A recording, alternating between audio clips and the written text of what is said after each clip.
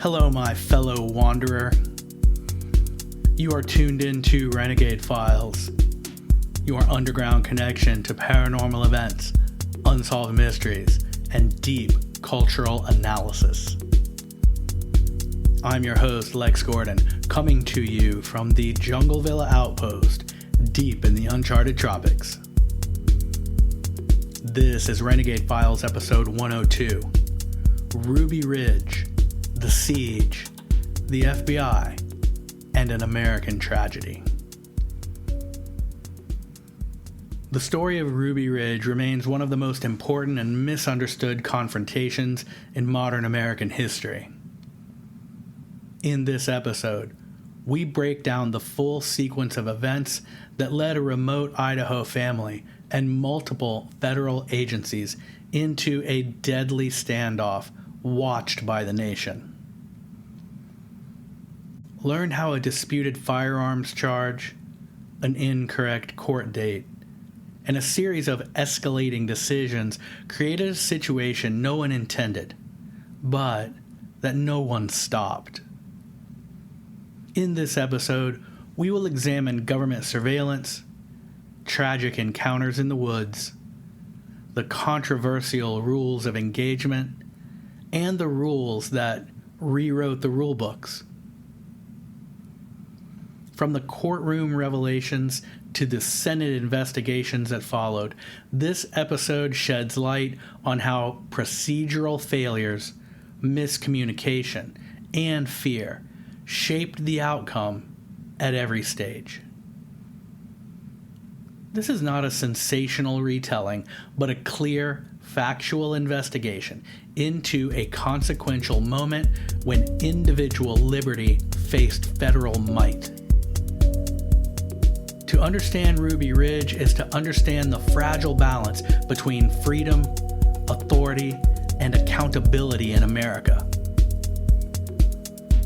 This episode deals with the violent deaths of several involved, and fair warning of that subject is being made to the listener now. If such a topic is outside of your comfort level, then please stop here and scroll to one of our other episodes. Otherwise, please travel with me now back to 1992 to investigate Ruby Ridge, the siege, the FBI, and an American tragedy. Part 1. Meet the Weavers. Randy Weaver did not begin his life as a figure destined for national headlines. He was born on January 3, 1948, in Villisca, Iowa, a small farming community known more for its rural quiet than for anything that would suggest future notoriety. His upbringing reflected the rhythms of the Midwest. The Weaver family lived in a modest home, worked steady jobs, and followed the social and religious traditions common to many rural households of the time. Randy's childhood was shaped by chores, church, school, and the practical lessons that come with growing up in a small town. Randy was the second of 4 children and grew up under the guidance of parents who valued hard work and self-reliance. His father worked for a local mill and took pride in providing for the family. His mother was deeply religious and made spiritual discipline a daily priority.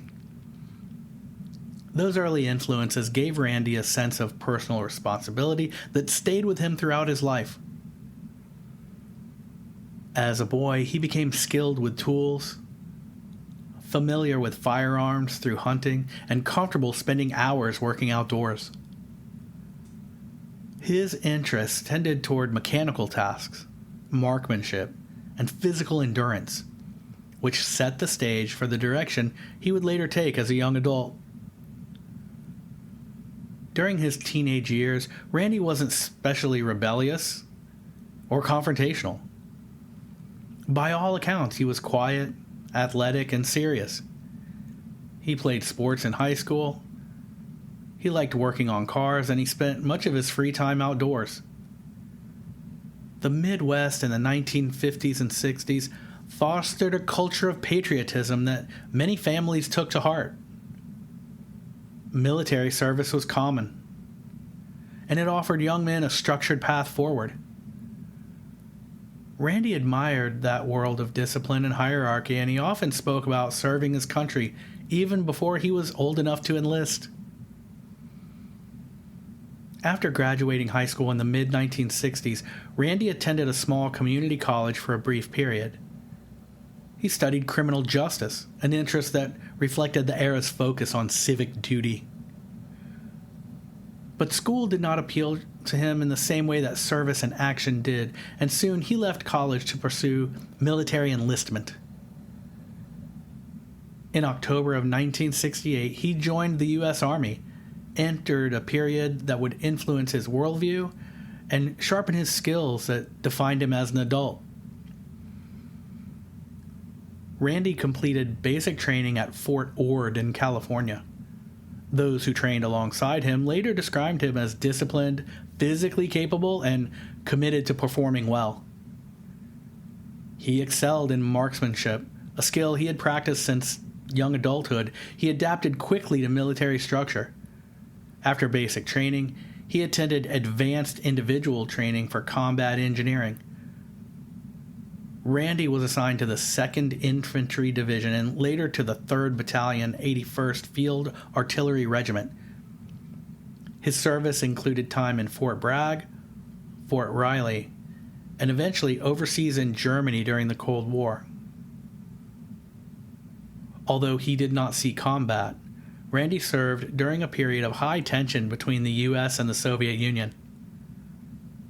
Military life exposed him to global politics and to the deep distrust that characterized the Cold War mindset. He held the responsibilities of a soldier seriously and believed strongly in defending his country from external threats. His time in the Army gave him structure, purpose, and a close-knit circle of fellow servicemen whose friendship reinforced those values. The experience also strengthened his belief in personal preparedness. He passed the training to become a Green Beret, which is no easy feat. In 1971, after 3 years of service, Randy received an honorable discharge. He returned to civilian life with a sense of pride in his duties and a desire to build a stable future.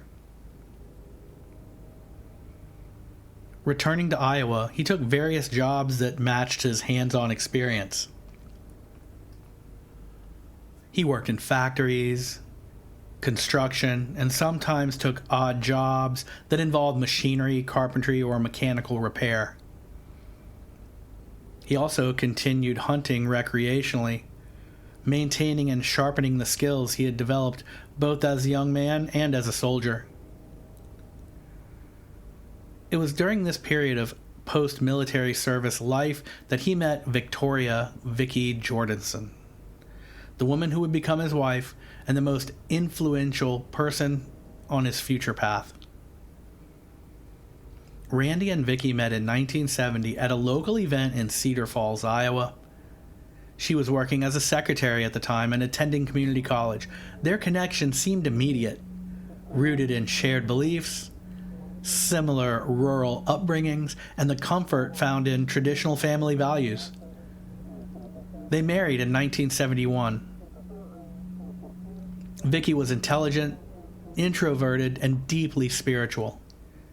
She grew up attending Lutheran services with her family, but in her young adulthood, she became increasingly interested in deep religious study, biblical history, and philosophical interpretations of Scripture. Her interest in spiritual matters went far beyond casual involvement. She spent hours reading religious texts, exploring various teachings, and examining how different traditions interpreted prophecy, morality, and the end of the world. These interests shaped her worldview and influenced the conversations she and Randy shared during their early years together. The couple settled in Cedar Falls, where Randy worked a series of factory jobs, including a position at the John Deere factory plant. But the monotony of factory work may have suited some, but Randy found it stifling. The rigid schedule, repetitive tasks, and constant oversight felt narrow compared to the physical challenges and direct purpose he had experienced in the Army. To supplement their income, he and Vicky also tried small business ventures, including running a motor repair shop out of their home. These ventures brought in some money, but they weren't enough to make a long-term difference in their finances. Throughout the 1970s, the cultural climate in America shifted dramatically. Political distrust was growing across the country.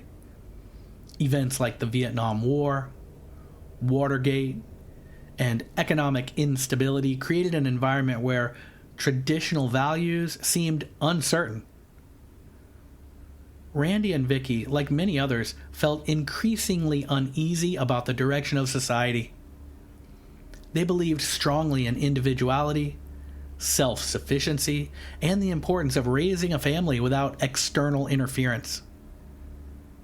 Those values were reinforced by Vicky's spiritual studies, which focused on themes of personal responsibility, divine guidance, and avoiding corruption in worldly systems. As the decades progressed, Randy and Vicky had their first children. Their daughter, Sarah, was born in 1976 and was followed by their son, Sam, in 1978. Parenthood further reinforced their desire to find a more stable, peaceful way of life. They wanted their children to grow up in a place where they could learn practical skills, explore nature, and develop strong values without the distractions or pressures that were becoming common in American cities. During this period, the Weavers became increasingly interested in living a more rural, self-sufficient lifestyle. They admired families who grew their own food, lived simply, and stayed removed from political and economic turbulence. They began gardening, raising small animals, and learning the basics of food preservation. These hobbies gradually became part of their daily routine. Randy built sheds, fences, and small structures around the property, refining the practical skills he had learned in the Army and through his factory and construction jobs. As they learned more about living off-grid, their interest in homesteading grew. They read books about wilderness survival, permaculture, and frontier living. They discussed ideas about moving somewhere remote where they could raise their children in a natural environment. The Northwest fascinated them, particularly Idaho and Montana, where low population density and vast wilderness appealed to people seeking solitude and independence. During the late 1970s, they took several trips to the Northwest to explore the mountains and forests. These journeys left strong impressions on both Randy and Vicky. They saw the lifestyle they imagined reflected in the small communities scattered throughout northern Idaho. Homesteaders, small farmers, and families living on remote land. These things were common in that region, and the Weavers saw themselves fitting into that environment perfectly. Vicky, in particular, saw moving to the wilderness as a spiritual calling. Her religious studies had grown to include interpretations of prophecy and beliefs about living a righteous life away from moral decline. She believed that living closer to nature would allow the family to live in harmony with their values and stay grounded in their faith. Her influence on the family's direction was gentle but persistent. Randy respected her intelligence and trusted her instincts. Their conversations increasingly focused on leaving Iowa and beginning a new chapter somewhere more remote. By the early 1980s, the Weavers were ready to take the next step. They were living frugally, saving money, and planning for a move. They sold many of their belongings, scaled down their possessions, and committed themselves fully to the idea of homesteading in the mountains. They wanted land where they could build their own home, grow their own food, and raise their children with minimal reliance on modern systems. In 1982, after years of preparation, after exploration and planning, Randy and Vicky purchased a 20-acre parcel of remote land on a steep ridge in Boundary County, Idaho, just south of the Canadian border. So this is an area at the very top of that long peninsula that stretches at the top of Idaho toward Canada. The area was known for its rugged terrain, dense forests, and isolation. I guess peninsula isn't the accurate geographical term, but you know what I'm talking about. That long, skinny part of Idaho, right? They're at the very top of that. Locals called the area Ruby Ridge because of its colorful mineral deposits. The property was accessible only by a steep dirt road and was entirely off the grid. There were no power lines, no plumbing, no running water, and no nearby neighbors. The Weavers built a small cabin by hand using timber from the land. They cleared brush, constructed fences, and prepared ground for a garden. They hauled water in from a nearby creek and relied on wood for heat. Their children learned to chop firewood, harvest vegetables, and care for animals. The family adapted quickly to the challenges of mountain living, finding satisfaction in the simplicity, hard work, and independence that their homestead provided. By the mid-1980s, the Weavers were fully established in their new life on Ruby Ridge. They had another child, Rachel, born in 1983, and Vicky homeschooled all of the children, focusing on reading, mathematics, history, and religious study. Randy hunted, trapped, and worked seasonal labor jobs in nearby towns to provide income for supplies that they couldn't produce themselves. For the Weavers, this was the life they had envisioned. Remote, self-sufficient, rooted in nature, and free from the pressures they had wanted to escape. Their time on Ruby Ridge began as an earnest attempt to build a peaceful life aligned with their values. At this stage, before any conflict could even have been imagined, the family lived quietly and privately, far removed from the events that would later bring national attention. Their move to Ruby Ridge represented a deeply personal decision shaped by their backgrounds, beliefs, and a desire for independence. It was the culmination of years of planning and reflected a genuine commitment to living simply and raising their children in the wilderness. In these early years, their life was defined by faith, hard work, and the pursuit of self-reliance, long before any tension developed with the outside world. If you enjoy these investigations and want to help keep this independent show alive, join the Renegade Files agency on Patreon. Your support there directly funds the research, writing, hosting, and production hours it takes to bring you episodes like this one, and it helps keep the show fiercely independent. Every new agent gets bonus content, the dark intel files containing all of the research, photos, and documents from each episode, and secret dispatches from me. All of this only available to the RFA agents on Patreon. But more than that, you become part of the small group of people who make this work possible. If you believe in digging deeper, questioning the shadows, and keeping curiosity alive, join me at patreon.com/renegadefiles. There's a link in the show notes.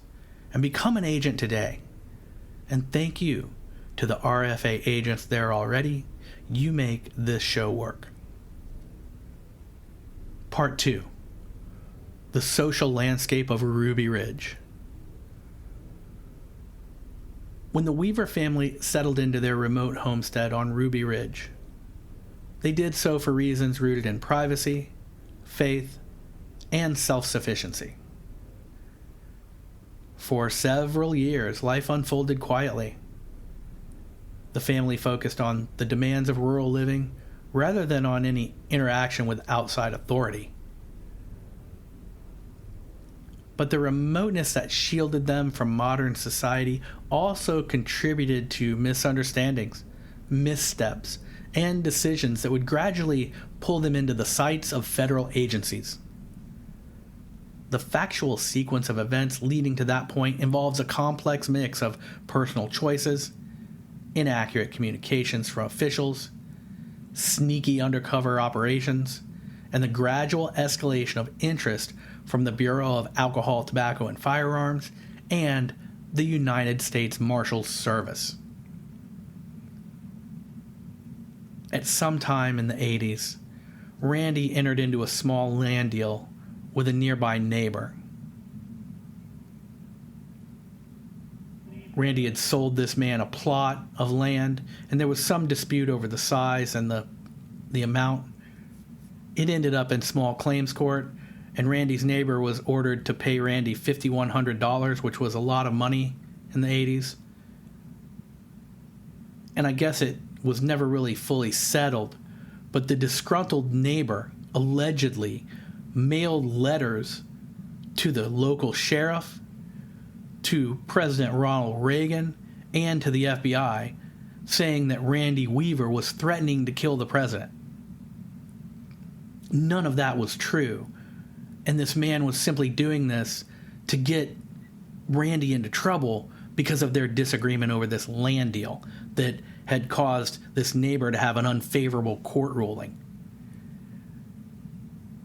Randy and Vicky even went so far as to personally write letters to Ronald Reagan saying that this was not true, and they filed a complaint in the local court saying that their neighbor was trying to get them in trouble by doing these nefarious things.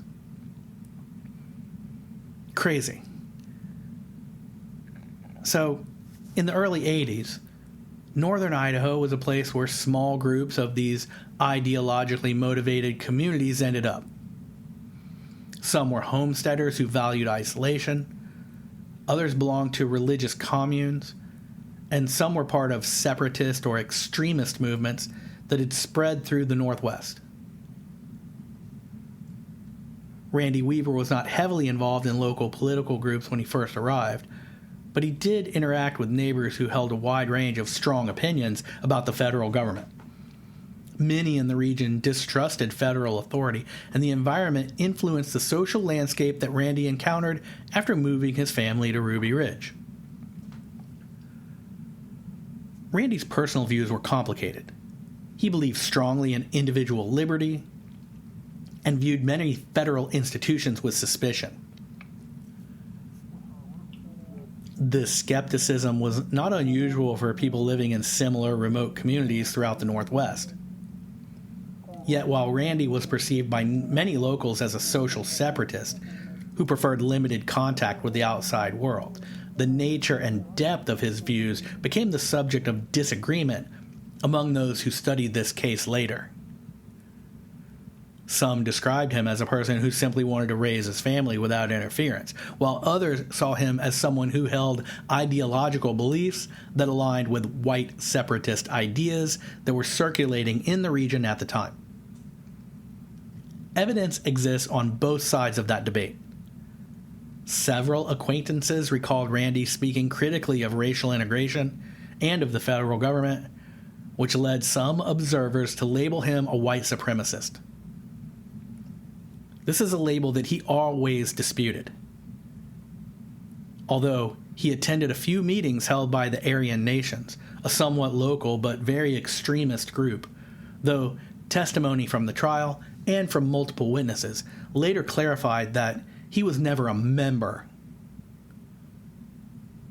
According to statements made by people who knew him before the siege, Weaver sometimes expressed racially charged views. That's a politically correct way of saying it, right? But these individuals also noted that his actions in daily life didn't always reflect such a belief. Conversely, some residents of Boundary County later testified that the Weavers interacted politely with neighbors of varying backgrounds, and that their children were never encouraged to adopt hateful behavior as far as they knew. These conflicting accounts make it difficult to form a single definitive picture of Randy Weaver. The factual record shows that Randy Weaver held separatist views and harbored distrust toward the federal government, but whether he embraced the full ideology of an organized white supremacist group remains a point of contention among historians and analysts. He was painted as such after all the mistakes made by the federal government in order to make him look more like a bad guy in light of the debacle, in my opinion.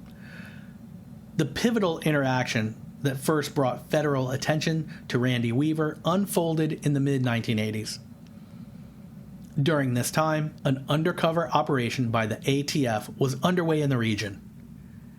Agents were attempting to gather intelligence on extremist groups at the time, and anti-government militias were increasingly active in the Northwest.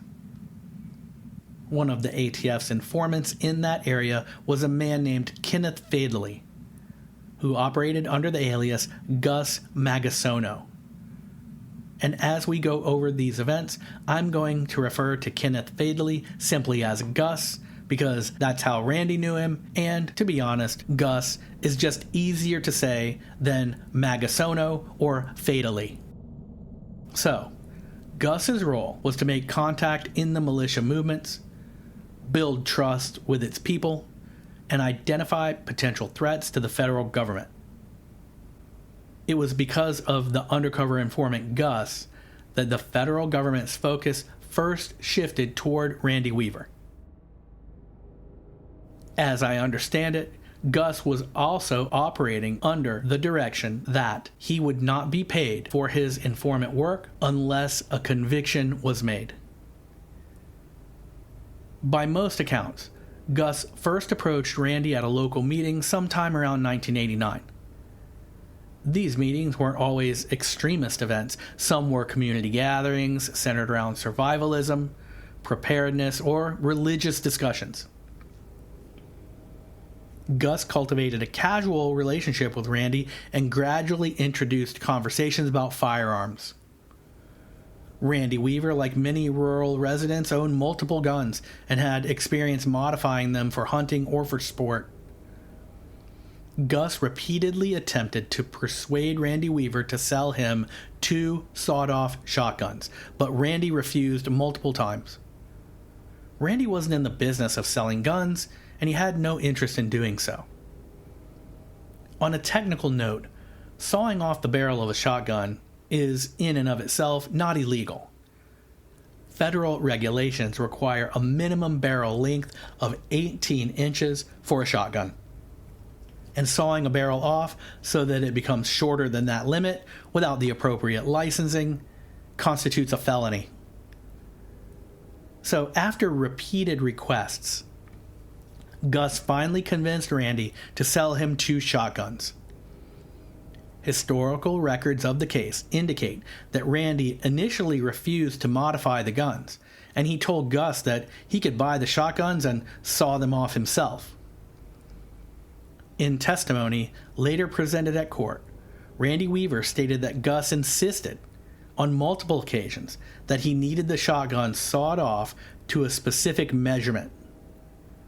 When Weaver eventually agreed to sell the 2 modified shotguns, he followed the measurements provided by Gus and sawed off the barrels. The final barrels were within a fraction of an inch of legal length, and in some reports, the difference between legal and illegal was equal to the width of the hacksaw blade used. This detail would later become important in the trial because it suggested that Randy Weaver never intentionally sought to break the law and that he was encouraged and even maneuvered into committing an offense that federal agents could use to pressure him into cooperation. You see, the ATF's goal here was not necessarily to prosecute Randy Weaver for some weapons charge. Rather, they hoped to use the illegal sale and threatened legal action to compel him to become an informant within these extremist groups in the region. Knowing that Randy and his family were self-sufficient and armed, as it was their right to be, the feds wanted to avoid serving Randy with arrest paperwork at his home.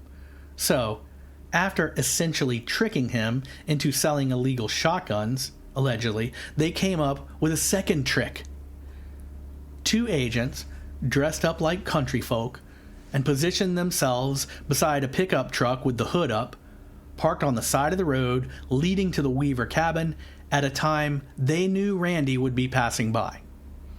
When Randy stopped to help them, they revealed themselves to be federal agents, informed him of the illegal firearms charge, and explained to him that these charges could be made to go away if Randy would become an informant for them and provide information about some of the Aryan Nation members of the group whose meetings Randy had previously been to. On the side of the road that day, Randy flatly refused their offer to become a snitch. That refusal marked a turning point. In December 1990, Randy Weaver was indicted on federal firearms charges stemming from the sale of the shotguns to the informant Gus. Once indicted, Weaver was required to appear in federal court. Records from the case later revealed that the letter Randy received from the courts listed the wrong date for his court hearing. As a result, he did not appear in court on the correct date, which the ATF interpreted as failure to appear in court on a federal firearms charge. This designation reclassified Randy Weaver from a defendant awaiting trial to a federal fugitive wanted by the United States Marshal Service. This miscommunication greatly escalated the situation. Because the charges involved firearms, the Marshal Service placed Weaver on their dangerous fugitives list, although his underlying offense was nonviolent and based on a disputed weapons modification. Despite this, federal agencies categorized Randy Weaver as a potentially dangerous individual, partly due to intelligence reports suggesting that separatist groups in that region might be assisting him in resisting arrest. The accuracy of those intelligence reports remains uncertain, but their presence influenced the government's approach to the case. As weeks turned to months, the U.S. Marshal Service set up hidden surveillance of the Weavers' movements around their own property. All of this was authorized to determine the safest method of taking Randy into custody. The remote nature of Ruby Ridge made conventional approaches difficult. The family rarely traveled into town, and Randy had expressed fears to friends that he believed federal agents intended to harm him. Randy Weaver remained on his property for 17 months. Throughout this time, the U.S. Marshals, facing the combination of rugged terrain and the possibility of an armed standoff, continued long-term surveillance of the Weaver property. During later court proceedings, evidence emerged showing that federal agents installed multiple surveillance devices around the homestead. These included trail cameras positioned along footpaths, telephoto lenses used to observe movements, and covert audio recording devices placed under the floors of the family's cabin. Somehow, these surveillance tools allowed agents to track the family's daily activities, listen to conversations, and monitor their interactions with any visitors. The existence of these recordings became part of the official trial record, revealing the extent to which federal agencies had monitored the family in the months before the siege. Throughout this period, the family remained in their cabin, continuing their daily life, hunting, gardening, and homeschooling. Vicky maintained her strong religious beliefs and continued teaching their children. Randy continued his routine of gathering firewood, tending to the livestock, and working on small building projects. Although the family occasionally received communications from officials urging Randy to surrender, they feared that this was a deception. Their growing distrust, combined with the earlier court date miscommunication, created a widening gap between them and the federal agencies involved. The situation became further strained in early 1991 when marshals made several attempts to contact Weaver without success. Agents hoped that he might surrender peacefully if approached during travel or while outside the immediate boundaries of his household. But the Weavers were rarely seen off the ridge. Concerns grew within federal agencies that any attempt to enter the property might trigger a defensive confrontation. Reports written during this time emphasized the potential for violence, though many of these assessments were based on conjecture rather than direct threats. No direct threats were made by Randy or Vicky ever. The U.S. Marshal surveillance continued into 1992. By this time, the family had been living under observation for more than a year, unaware of the full extent of monitoring, but aware that they were being watched. Their sense of isolation increased, and interactions with outside people diminished.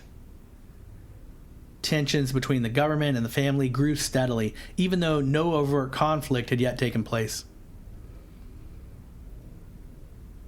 The combination of miscommunication about the court date, the unresolved weapons charge, the refusal to act as an informant, and the assumptions made by federal agencies created a situation that neither side seemed prepared to de-escalate. The timeline leading up to the confrontation on Ruby Ridge shows a pattern of small errors, mutual distrust, and escalating responses that compounded over time. What began as a weapons modification dispute grew into a federal surveillance operation that involved multiple agencies.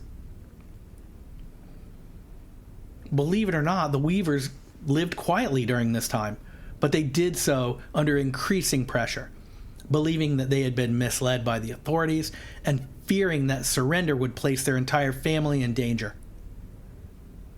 The agencies monitoring them believed that Randy Weaver posed a potential threat due to his associations and his unwillingness to surrender or appear in court, even though the missed appearance stemmed from the incorrect instructions that he received from those same authorities.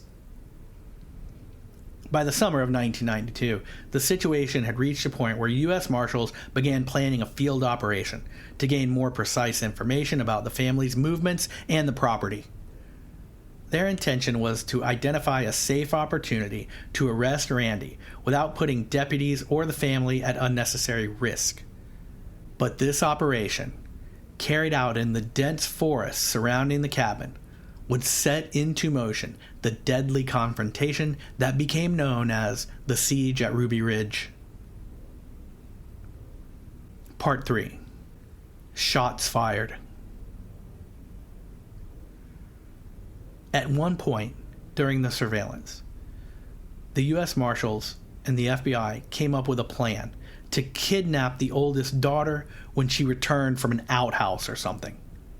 Sneaking up in full camo as the daughter was in this outbuilding, Randy Weaver, walking down a path, came upon them.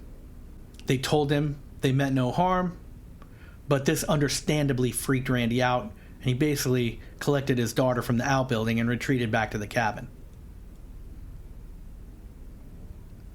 On the morning of August 21st, 1992, the long-running surveillance operation on Ruby Ridge shifted from observation to direct engagement. After more than a year of monitoring the Weaver family from a distance, and the botched attempt to kidnap the daughter in order to get the father to surrender, A crazy idea if there ever was one. I mean, the daughter hadn't done anything. Can't just go kidnap somebody. But anyway, a team of U.S. Marshals planned a close reconnaissance mission. Like I said, the idea to map the terrain and determine the most practical method for arresting Randy Weaver. I guess beyond kidnapping the daughter. Right. So this began as a routine assessment, but it quickly escalated into one of the most contentious confrontations in modern American law enforcement history. A 6-man team of marshals entered the forest surrounding the Weaver property before dawn. They wore full camouflage ghillie suits and carried assault and sniper rifles, and they moved carefully through the terrain to avoid detection. A ghillie suit is one of those furry, shaggy sniper suits that looks like a giant bush. Very effective camouflage in certain terrain. Scary if you see someone wearing one. They look kind of like a giant green Chewbacca. But anyway, these men were trained federal agents and marksmen. Their official intention was to locate a position from which they could observe the family's movements and patterns.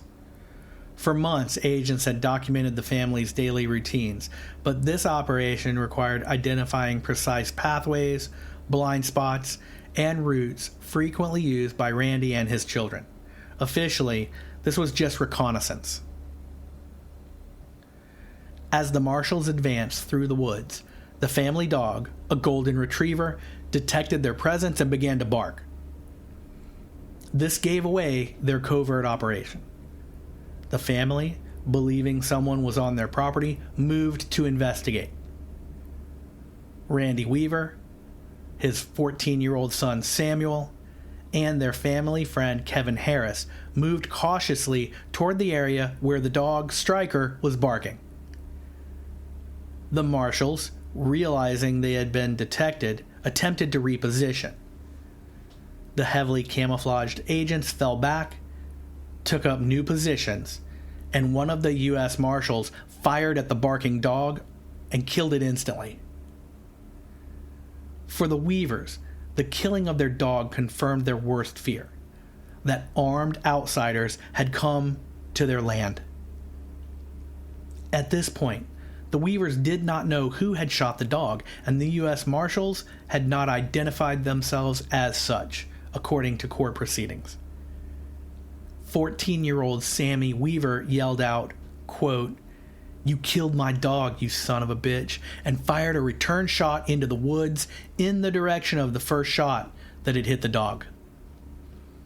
The marshals responded with return fire. Kevin Harris also fired toward the shots, and it is believed that it was in this exchange that Kevin hit and killed Deputy Marshal Deegan. Sam Weaver turned to run back to the cabin and was shot by a U.S. Marshal in the back, killing him where he fell, within eyesight of his also dead family dog. These deaths marked a tragic turning point. The loss of a federal officer triggered immediate escalation in the government's response, while the death of 14-year-old Sam Weaver deepened the family's fear and convinced them that they were in grave danger. In fact, that they were under attack. The U.S. Marshals withdrew and radioed for emergency assistance, reporting an officer down.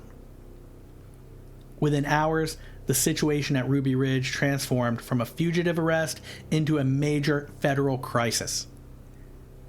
News of the confrontation reached federal authorities in Washington, and the response was a swift and substantial escalation. The following day, the FBI deployed its hostage rescue team to the Ridge. This elite tactical unit was trained to handle high-risk situations involving barricaded suspects. Their arrival brought a new layer of command, equipment, and strategy. The decision to use such a highly trained force reflected the seriousness with which the government treated the death of Deputy Marshal Deegan. It was at this point that the FBI issued special rules of engagement for the Ruby Ridge operation. These rules departed from the standard guidelines normally used in domestic law enforcement. Under typical circumstances, deadly force is permitted only when there is an immediate threat to life. However, the special rules crafted for Ruby Ridge allowed snipers to fire upon any armed adult male seen outside the cabin, regardless of whether that person was actively threatening anyone at the time. These rules were controversial even at the time and became one of the most heavily scrutinized elements of the entire case. Critics later argued that these instructions effectively authorized preemptive lethal force and that they went far beyond the constitutional rights of free citizens, wanted or not. On August 22nd, the second day of the standoff, FBI sniper teams were deployed around the property. Among them was Lon Horiuchi, a member of the hostage rescue team with extensive experience in precision shooting. Horiuchi took a position that gave him a clear view of the paths and openings around the cabin. According to official accounts, he observed Randy and Kevin Harris emerging from an outbuilding shed where Sammy's body had been placed. Randy was armed, as you might expect he would be, returning from a shed where he had placed his shot-in-the-back 14-year-old son within sight of the spot that federal agents had also shot and killed his dog. But under the special rules of engagement, the presence of his weapon was considered justification for lethal force. Lon Horiuchi fired, striking Randy in the upper arm. Randy retreated toward the cabin, calling out to his family. As Kevin and Randy moved to re-enter the doorway, Horiuchi fired again.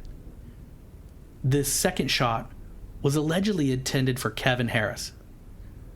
Vicki Weaver held open the door for her returning, now shot husband and his shot friend, and as she stood inside the cabin, holding their 10-month-old daughter, the bullet fired by Horiuchi struck her in the head and killed her instantly. She collapsed onto the floor just behind the cabin door as Randy Weaver and Kevin Harris came through and closed the door behind them. The death of Vicki Weaver remains one of the most controversial aspects of the entire Ruby Ridge case. She was unarmed, inside her home, and holding an infant. Debate continues over whether Horiuchi knew she was present when he fired the second shot. FBI statements claimed he was aiming at Harris and did not see Vicki in the doorway. Critics and members of the public have pointed to the angle, trajectory, and timing of the shot and argued that the shot should have never been taken under any law enforcement standard.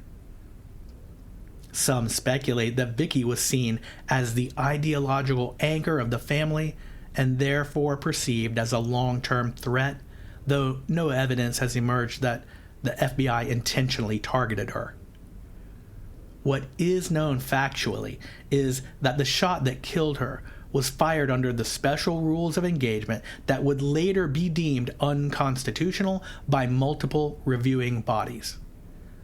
Also, it's a fact that the sniper Lon Horiuchi was considered a marksman of the highest accuracy.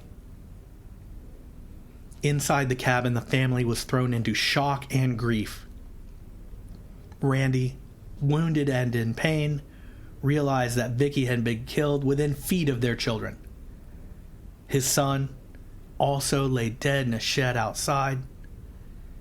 Kevin Harris had also been struck by a bullet, was seriously injured, and in great pain. The surviving family members barricaded themselves inside the cabin, refusing to surrender. Their fear was compounded by the events of the previous days. The death of the dog, of Sammy, and the sudden violent death of Vicki. From their perspective, the government had shown the capacity and willingness to use deadly force against any and all of them, pets, women, and children, without warning. As the standoff continued, the federal response grew to extraordinary proportions. Over the next hours and days, more than 400 law enforcement personnel were deployed to the ridge. These included FBI agents, U.S. Marshals, negotiators, medical teams, and tactical units. Literal roads were built. Armored vehicles were mobilized. Helicopters circled the property. Communication posts, command tents, and logistical stations were established along the mountain ravines. Many who later reviewed the case described the scale of the response as far disproportionate to the original charges against Weaver, which stemmed from the disputed length of a shotgun barrel and a failure to appear in court after being told the wrong date. The presence of so many agents and resources escalated tensions rather than easing them. Media attention intensified rapidly.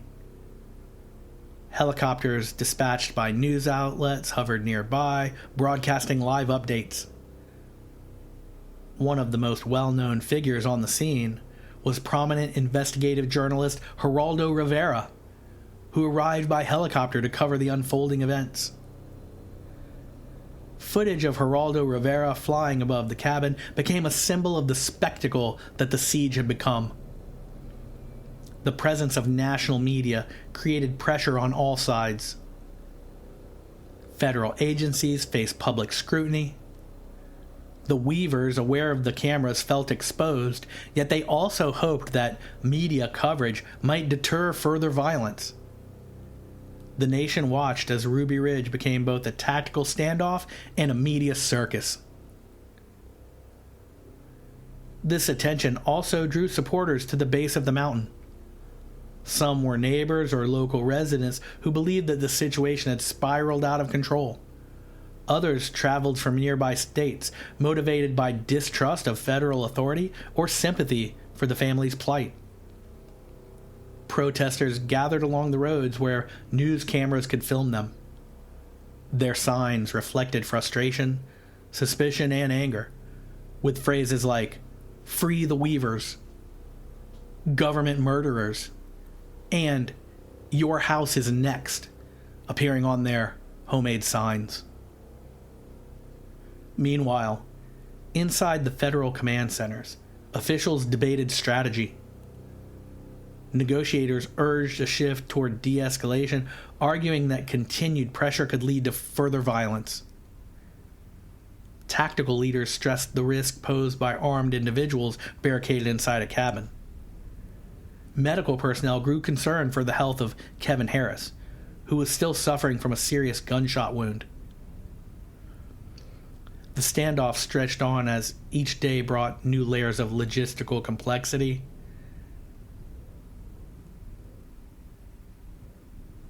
And Vicky remained on the floor for 11 days. The accidental or negligent nature of the shot that killed Vicky remained a topic of internal discussion among agents even during the siege. There was acknowledgement that the shooting had dramatically changed the stakes. Some officials recognized that the family's grief and trauma made any immediate surrender unlikely. Others focused on the death of Deputy Marshal Deegan and saw the situation through the lens of the loss of a federal officer. These differing perspectives complicated the chain of command. Outside the immediate operation, the death of Vicky began generating public outrage. Reporters questioned the legality of the special rules of engagement and the decision to authorize snipers to fire on sight. Legal experts debated whether the rules met constitutional standards. Members of the public who followed the coverage demanded explanations as they watched the siege unfold on live TV. Throughout the standoff, tactical teams maintained their perimeter. The atmosphere was tense and charged with uncertainty. Despite the overwhelming presence of federal agents, no further shots were fired during these days. Negotiations attempted to communicate with the family and to encourage Randy to come out peacefully. They assured him that medical help was available for Harris and himself and that the surviving children would be protected. But the trust between the family and these federal agencies had been blown away. At this time, federal agents made what could be viewed as one of the most tasteless decisions in history when they began to taunt the family in hopes of getting them to surrender, and in the process, asked over the bullhorn toward the cabin how Vicky was doing and if she had slept well, and asked what she had had for breakfast because they had had delicious blueberry pancakes. The FBI hostage team contended that they didn't know Vicky was dead inside at this time. But the fact that the Weaver cabin had been bugged with listening devices for months at that point, and that the cabin was under active surveillance of 400 federal agents, makes believing that they didn't know she was dead impossible for anyone beyond the same people who believe Epstein killed himself. One of the details that surfaced during later investigations was also that the name informally given to the FBI camp was Camp Vicky, a decision that grew much criticism after the siege. Some argued it was a reference to the part of the ridge where the camp was located rather than to Vicky herself. Okay, whatever. Regardless of the intention, that name added another layer of controversy to an already volatile situation. In the days following Vicky's death, 11 days she stayed there. Kevin Harris's medical condition worsened. He was in need of urgent care, but he refused to surrender unless Randy agreed. Negotiators eventually convinced the family that Harris required immediate attention. Once again, how would they know that, but not know about Vicky's demise? On August 30th, Harris was taken from the cabin for medical treatment. At one point, those inside the cabin agreed to allow Kevin to be removed for medical attention. The door was opened, and 4 agents came to collect him. It was also agreed that those 4 agents would remove Vicky's lifeless body from the cabin. Miraculously, these men did exactly that. 2 of them grabbing 1 foot each, the other 2 grabbing 1 hand each, and lifting Vicky and carrying her from the property. And as they cleared the door to leave, Randy Weaver was said to tell them, "If you let her body touch the ground as you walk, I will kill all of you." After that, the family continued to hold out until August 31st, when Randy was finally persuaded to surrender peacefully with his 3 surviving daughters. He was convinced by his longtime friend and old Army buddy, Bo Gritz, who was brought in to speak to Randy for this express purpose. In the years that followed, investigations and court proceedings scrutinized every aspect of the Ruby Ridge incident. The rules of engagement were declared unconstitutional. The federal government acknowledged wrongdoing in the improper communication of court dates and in operational decisions that contributed to the escalation. Civil settlements were paid to the surviving members of the Weaver family. The sniper Lon Horiuchi faced investigations and legal challenges, but received no criminal punishment. We'll come back to him later. The events of August 21st and 22nd remain pivotal moments in the broader narrative of Ruby Ridge. The deaths of Sammy and Vicky, the death of Deputy Marshal Deegan, the nature of the rules of engagement, the massive federal response, and the national media presence all combined into a defining story of mistrust, tragedy, and systemic failure. These events transformed a disputed weapons charge into a highly publicized confrontation that reshaped public views on federal authority, use of force, and the consequences of escalation. Part 4. The Aftermath. When the standoff at Ruby Ridge finally ended, the shockwaves of the incident were only beginning to spread. Randy Weaver and Kevin Harris were taken into federal custody following their surrender. Both were charged with multiple offenses, including murder, conspiracy, and assault on federal officers. These charges reflected the government's interpretation of the events, but they stood in stark contrast to the growing public sentiment that the situation had spiraled far beyond its original scope. The legal process began with intense media attention and polarized commentary from across the country. As the case moved forward, investigations into the conduct of federal agencies took on a life of their own.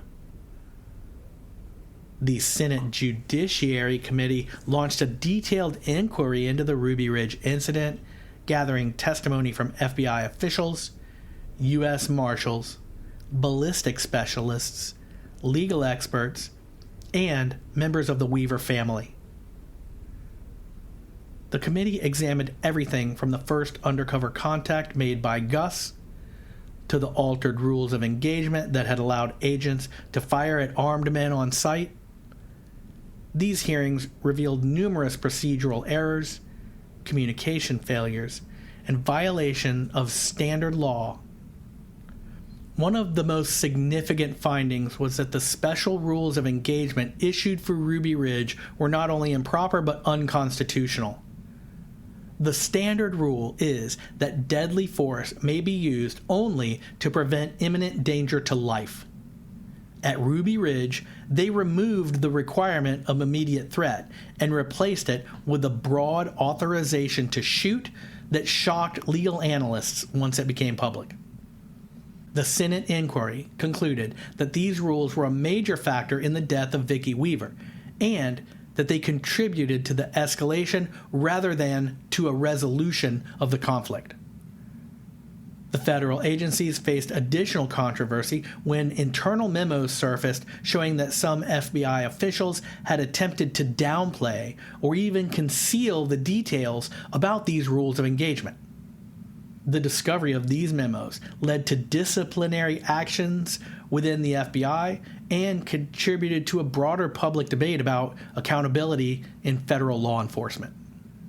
Although some agencies faced administrative consequences, few received sanctions commensurate with the gravity of these mistakes, and no criminal convictions were brought against any federal officers.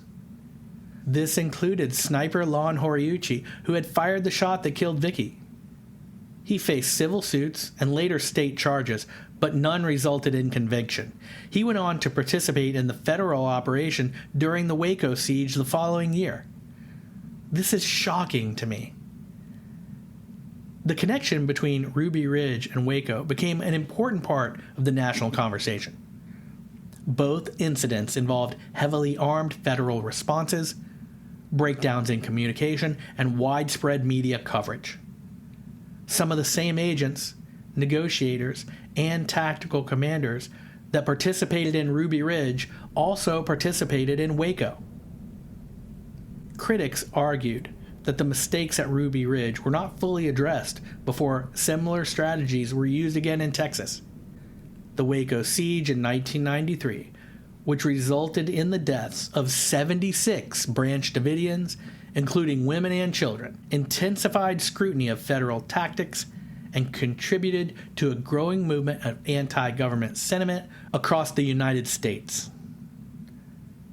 I watched all of that on television live when it was happening, and I remember seeing the tank, with flames coming out of its barrel, push into the wall of the building and light it on fire, and at the same time, the announcers told us that the Branch Davidians set the fires themselves.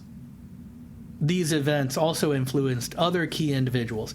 Timothy McVeigh, the man involved in the Oklahoma City bombing in 1995, actually visited Waco during the siege and later cited both Ruby Ridge and Waco as motivating factors. McVeigh distributed material referencing the deaths of Sammy and Vicki Weaver and viewed both incidents as evidence of unchecked federal power. Dive extremely deep into a methodically researched and presented account of what happened at Oklahoma City in Renegade Files episode 51, The Oklahoma City Bombing. While national debate intensified, the criminal trial of Randy Weaver and Kevin Harris proceeded in federal court in Boise, Idaho. The prosecution sought to establish that Weaver and Harris had conspired to attack federal agents and bore responsibility for the death of Marshall Deegan. The defense countered that the marshals had initiated the conflict, that the dog had been the first shot, and that Sammy's death had occurred while he was retreating. Testimony revealed the mistaken court date given to Weaver, the attempts by federal agents to pressure him into becoming an informant, and the extensive surveillance placed upon the family. The emotional tension of the trial was heavy. Courtroom observers noted that the grief of the surviving Weaver children was evident. The trauma experienced by Randy and the quiet composure of Kevin Harris as he recovered from his injuries were also noted. The jury listened to weeks of testimony, including ballistic analysis, radio transcripts, autopsy reports, and taped conversations recorded under the cabin. The question at the center of the case was whether the family had acted in self-defense or whether they had initiated violence against federal officers. The jury deliberations took weeks. Stress and illness required one jury member to be replaced, and this caused the already long process to take even longer, as the new juror had to be brought up to speed by the others in the selection. After lengthy deliberations, the jury finally reached a verdict that reflected the complexity of the situation. The court reconvened and the foreman read the verdicts. Kevin Harris was acquitted on all charges, including the murder of Deputy Marshal Deegan, citing his shots as self-defense, since he was in no altercation at the time and had no knowledge that the shots were from U.S. Marshals. Randy Weaver, acquitted of all major charges, including conspiracy and assault. He was found guilty only of failing to appear in court and of violating the conditions of his bail agreement. These were the least serious charges he faced, and they resulted in minimal additional prison time, the time that he spent waiting and going through trial being added to his sentence, or deducted from his sentence, I guess. The emotional impact of the verdict was profound. For the Weaver family and their supporters, it felt like a validation of their belief that the government had overreached. For federal agencies, it was a moment of reckoning that prompted internal reforms. The dramatic conclusion of the trial marked the end of a long legal battle, but only the beginning of the case's influence on national policy, public opinion, and future events. Ruby Ridge became a modern symbol of the consequence that follows when miscommunication, distrust, and escalating force collide in the most tragic ways possible.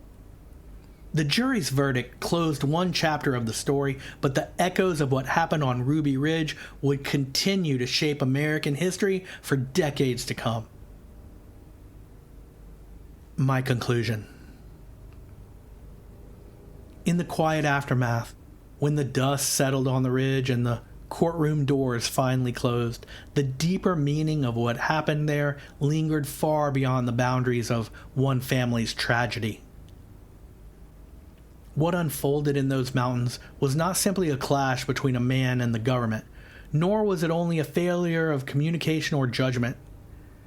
It was a reminder of something much older and much more enduring, something woven into the very fabric of the American idea. For this nation was founded on a belief that liberty is not granted by rulers, but secured by the people themselves. Our laws, our institutions, and the agencies empowered to enforce them only exist because we, the people, consent to their creation. Those who serve in federal uniforms are not an occupying force. They are us. They are our neighbors. They are the sons and daughters of the same republic as those they are sworn to protect. Their authority flows not from their strength of arms, nor from their will, but from the trust placed with them by the public they serve. When that trust falters, when communication breaks down, and when fear replaces dialogue, the result can become a distortion of the principles that hold our free society together. Ruby Ridge stands as a solemn lesson in what can happen when the delicate balance between liberty and authority is lost, even for a moment. It shows us that the rights of individuals are not abstractions. They are living protections that must be guarded carefully by those who enforce the law and by those who stand before it. But this is also true. A nation cannot endure without laws, nor without the people willing to carry those laws into the most difficult places. The men sent to Ruby Ridge were not enemies of the Republic. They were a part of it. And the family inside that cabin believed themselves to be guarding the same heritage of freedom as the troops outside it. In this way, Ruby Ridge was not a conflict between two opposing forces, but a collision of Americans, each positioned by their personal duties, fears, convictions, and circumstances. If there is a truth to carry forward from this chapter of our history, it is that liberty requires vigilance from all sides. The government must never forget that its authority is derived from the citizens it serves. And the people must remember that the institutions of this nation exist because they themselves create and fund them. The relationship between the two is not one of ruler and ruled, but of partners entrusted with the same legacy and the same challenges. Ruby Ridge calls on us to strengthen that trust, to demand clarity, transparency, restraint, and respect. It asks us to listen before acting, to question before escalating, and to value the lives on every side of a conflict. For in a nation built on liberty, the measure of our strength is not found in force, but in the wisdom to use force sparingly, and in the courage to defend the rights of all Americans, even when those Americans choose to live differently than you.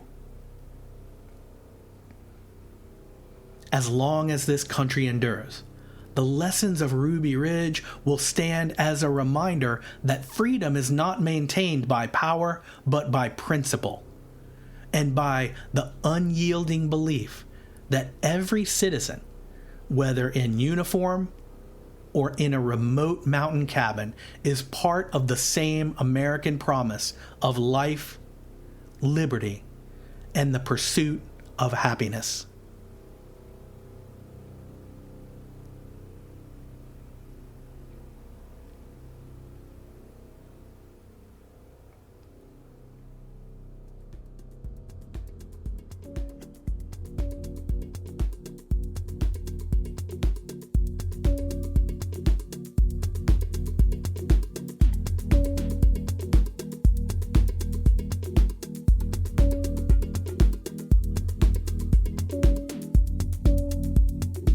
You know who I am, and you know how to help me.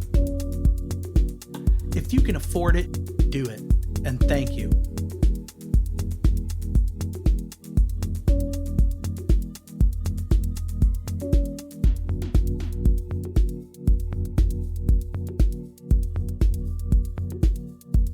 Stay wild, wayward child. Stay wild.